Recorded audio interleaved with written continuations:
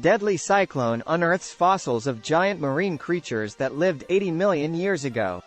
It's like a giant has walked down the stream bed, kicking at rocks and boulders as if they were pebbles, Pete Shaw, forest manager of the Forest Lifeforce Restoration Trust, said in a statement. A cyclone that battered New Zealand has uncovered the fossils of what appear to be enormous marine reptiles that lived 80 million years ago. The prehistoric remains were discovered at the Maungatani Wha native forest after February's cyclone Gabrielle hit the country's North Island, supercharging mountainous waterways that dislodged nearby rocks and boulders. Paleontologists believe the two newfound fossil vertebrae, first discovered in March but only announced now, may belong to Elasmosaurus, giant, long-necked marine reptiles that could grow to around 45 feet, 14 meters, long. The team also found another fossilized vertebrae that could have come from a mosasaur, an enormous marine reptile that was an apex ocean predator in the dinosaur age. Mosasaur fossils have been found in New Zealand before. Fossilized teeth and a partial jaw were discovered in the Maungahauanga stream in 2015, but they are not common.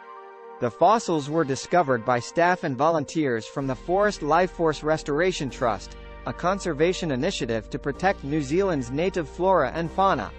Gabrielle was a severe tropical cyclone that devastated New Zealand's North Island between February 12 and 16.